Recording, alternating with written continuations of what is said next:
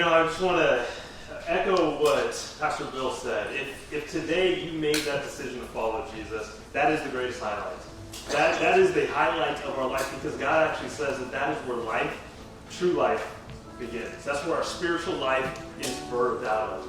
So if you made that decision, I just want to say congratulations. I want to be the first to say that to you. And we have a little gift for you.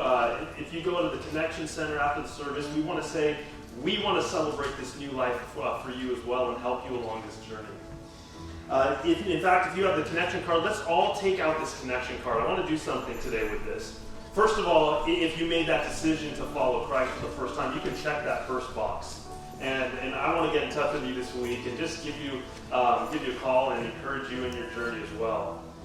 But as we all have this out, if you have any other questions, like always, you can write those things down there.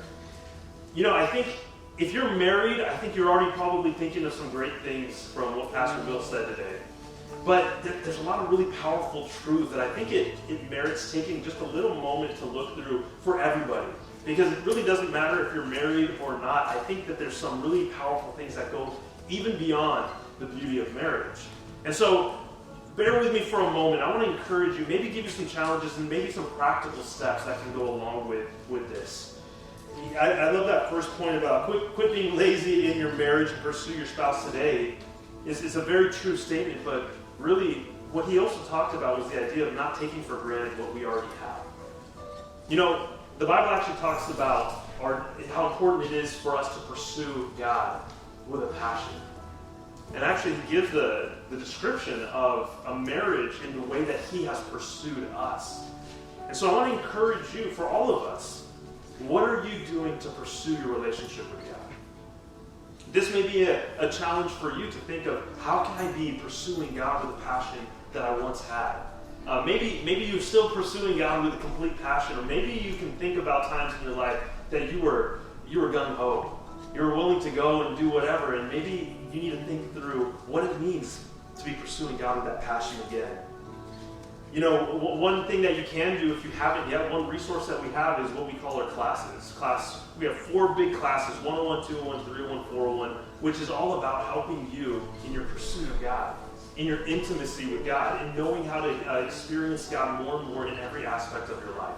If you haven't taken that, we're actually going to be doing them next week. So in your connection card, if you're interested, you can just write down class. That might be a way that you can take seriously your pursuit of God again.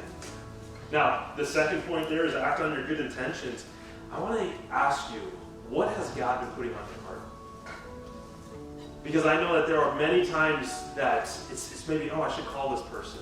Maybe just check in with this person, see how they're doing, or I feel like I should be helping out in this area, or it's something that there's almost a prompting. You guys know what I'm talking about?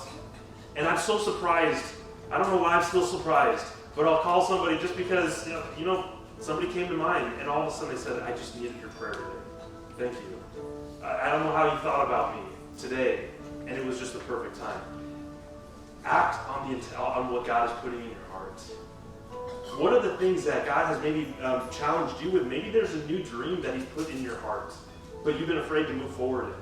Maybe there's something that there's something that you are longing for, that you feel that, but you just don't know where to go because you don't know what to do with it. Maybe ask somebody.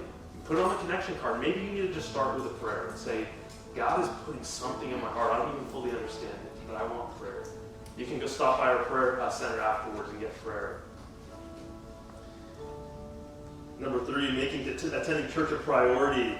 And this will improve your relationships. You guys are here. Good job. But I want to encourage you guys, as you get a hot dog or hang out, stay an extra 5 minutes.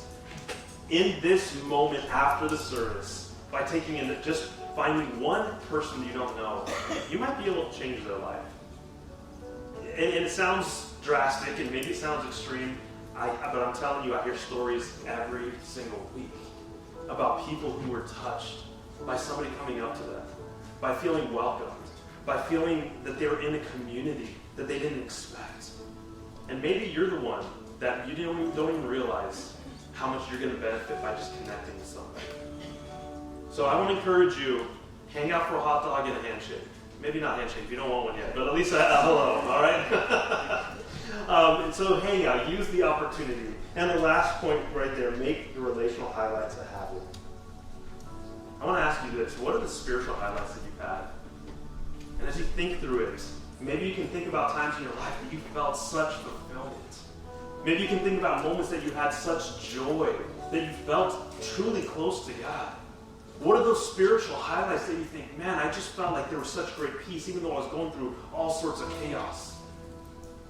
God does want you to have more of those highlights, those spiritual moments on a regular basis. And if you don't know what that's all about, another way that you can grow and then pursue God is something that we've been doing here is our purpose coaching. It's helping you uncover what those highlights are, understanding how you can take steps to be more intentional and purposeful in your pursuit of God. And you can just write that on a connection card if you want to know more about that purpose coaching. And there are so many people who have already been going through that, who have been just growing and just getting great spiritual health through that. So if you're interested in that, you can just write down purpose coaching. Guys, I just wanted to give you some of these tips because, again, I don't want to take away from the meaning of this message for marriage because I think it's powerful, but I think that there's a lot for all of us even beyond that. So I just want to encourage you with that. And as you go today, you're going to be able to drop this on in the black box out there. There's also some people who will be holding baskets. You can just drop it off there. But my hope for every one of you today is that it's not just a message, but it's also a connection that you have, that you leave with, that your spirits are uplifted, that you are encouraged. So let's go ahead and stand up. Sarah, do you have another song we're going to sing? All right.